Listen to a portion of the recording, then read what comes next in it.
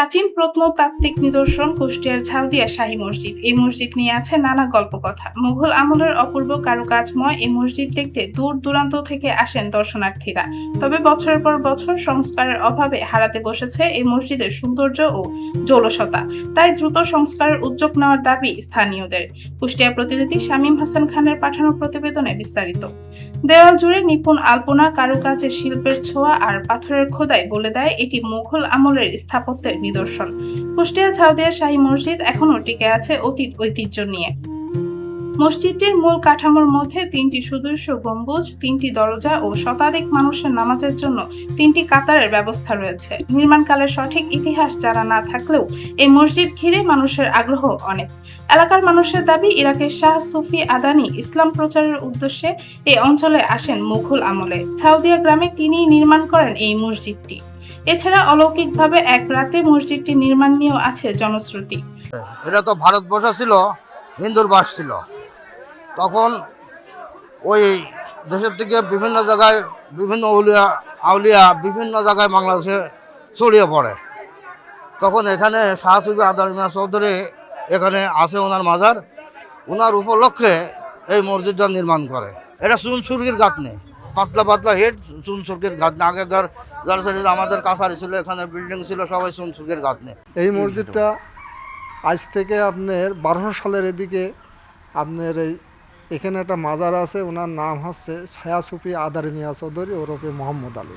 উনি ইরাক থেকে দেশে ধর্ম প্রচার করতে আসার পরে উনি একটা মসজিদের এনে তখন এই কেউ বলে যে জাহাঙ্গীর, কেউ বলে যে হুমায়ুন, কেউ বলে যে আনন্দী, ওনাদের কাছ থেকে অনুদান নিয়ে মসজিদ এই আদানি মিয়া চৌধুরী উনি এখানে মিস্ত্রি টিস্ত্রি সহকারে তারা এখানে মসজিদ তৈরি করে। বাদশাহীদের আমলে তৈরি, জনশ্রুতি যেটা আছে যে এক রাতে তৈরি, এটা হইল একটা গুজব ছড়াইনো আর কি, মিথ্যা কথা। যেহেতু কাবাঘরও এক রাতে তৈরি হয়নি, এটা আল্লাহর নবীগণ তৈরি করেছেন। সেহেতু ছাউদিয়ার এই মসজিদ এমন কোনো না যে এক রাতে। এটা হইল এখানে হাজত মান্যত আসবে, মানুষজন এই জোগাড় করাইনি হবে। এই কিছু একটা শ্রেণীর লোক সেই সময় ছিল যারা প্রচার করাইয়ে এই জিনিসটাই যে এইভাবে আমদানি করেছে। সংস্কারের অভাবে ঐতিহ্যবাহী এই মসজিদটি তার জৌলস হারাচ্ছে বলে দাবি স্থানীয়দের। তাই দ্রুত মসজিদটি সংস্কারের উদ্যোগ নেওয়ার দাবি তাদের। প্রত্নতত্ত্ব বিভাগ কর্তৃক এটা নিয়ন্ত্রিত শুধুমাত্র পুরাতন কীর্তিটাকে সংরক্ষণ করবার জন্য, কিন্তু এটার বর্তমান কোনো সংরক্ষণ নাই।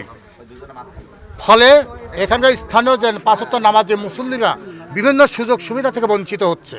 শাহী মসজিদ নামকরণ যেটা করা হয় শাহী মসজিদ, মোগল শাহ আমলে এটা নির্মিত।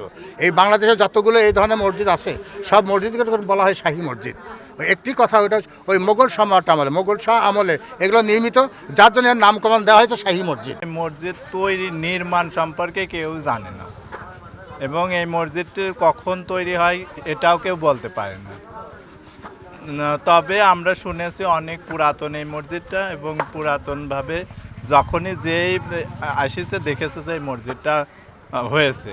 হ্যাঁ, এভাবে দিনের পর দিন এই মসজিদটা এভাবে চলছে, কিন্তু আসলে এটার যে বাস্তবায়ন বা এটার কখন কিভাবে হয়েছে সেটা কেউই বলতে পারে না। এই মোগল স্থাপত্য নামে পরিচিত এই মসজিদটি জগতের থেকে এটির দূরত্ব প্রায় 20 কিলোর উপরে। তো আমরা ঐতিহাসিক স্থান হিসেবে এই মসজিদে নামাজ পড়তে এসেছি। কিন্তু এই মসজিদটি কারুকার্য অনেক সুন্দর এবং এর পুরাতন ঐতিহ্য বহন করাও জরুরি। কিন্তু এই যে এলাকাবাসী যে কথাগুলো বলল যে প্রত্নতাত্ত্বিক মন্ত্রণালয় কাগজ কলমে নিয়ে রেখেছে কিন্তু কোনো সংস্কার করে না। তো এখানে আমি শুনছি প্রথম যে এখানে এরকম মসজিদ আছে, তো বাচ্চাদের মুখে ভাত দেওয়া হয়, তো উদ্দেশ্যে আমি আসছিলাম ভাত দিতে। এই তাছাড়া অনেক নাম শুনছে, যে একটা বলে মসজিদটা হয়েছে, আমার তো জানা নেই, কোনো দেখি না, আমি কিন্তু লাইভ প্রথম এখানে আমি আসছি।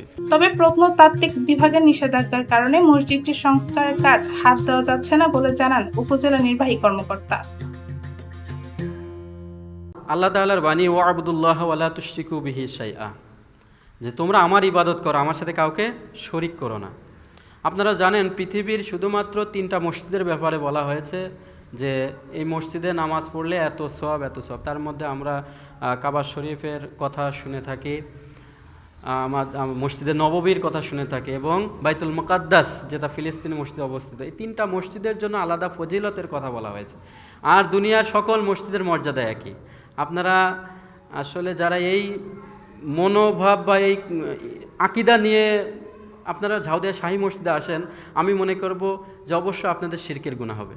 আপনারা এইটা মনে করে আসবেন যে এই মসজিদ আমার গ্রামের মসজিদ বা আর 10টা মসজিদ বা বাংলাদেশের আর পৃথিবীর সমস্ত মসজিদ 3টা মসজিদ ব্যতীত যে মর্যাদা, ঝাউদিয়া শাহী মসজিদের একই মর্যাদা। ঝাউদিয়া শাহী মসজিদ, এটার যে ভিতরের নামাজ পড়ার স্পেস অল্প, 40 থেকে 50 জন মুসল্লি একসাথে নামাজ আদায় করতে পারে, এবং বাইরে কিছুটা জায়গা আছে, সেখানে আরো 100 জন মতো নামাজ আদায় করার মতো জায়গা আছে। কিন্তু জুম্মার নামাজের দিন দেখা যায় যে কয়েকশো মানুষ এখানে নামাজ পড়তে আসে, যার কারণে আসলে এই যে নামাজ পড়ার জন্য মুসল্লিদের অসুবিধা হয়, এবং মুসল্লিদের নামাজের ব্যবস্থা করার জন্য অতিরিক্ত জায়গা সংকলন ওই মসজিদের আশেপাশে নাই, যার কারণে এই সমস্যাটার স্থায়ী সমাধান করার মতো আপাতত কোনো সুযোগ আমাদের হাতে নাই। আর মসজিদের যেহেতু এটা প্রত্নতত্ত্ব বিভাগের অধীন, প্রত্নতত্ত্বের অনুমতি ছাড়া এখানে কোনো কাজ করার সুযোগ আমাদের নেই। তো মসজিদ ফান্ডে এখন যথেষ্ট টাকা আছে, আমরা প্রত্নতত্ত্বকে চিঠি লিখব, তো সেই চিঠির আলোকে নির্দেশনা পেলে আমরা মসজিদ ফান্ডের টাকা দিয়ে মসজিদের যাবতীয় সংস্কার বা যেগুলো করা দরকার সেটা করব। 1969 সালে মসজিদটি বাংলাদেশ প্রত্নতাত্ত্বিক অধিদপ্তরের তালিকাভুক্ত করা হয়। প্রায় 400 বছরের পুরনো এই মসজিদের অপূর্ব কারুকাজ দেখে এখনো মানুষের চোখ ধাঁধিয়ে যায়।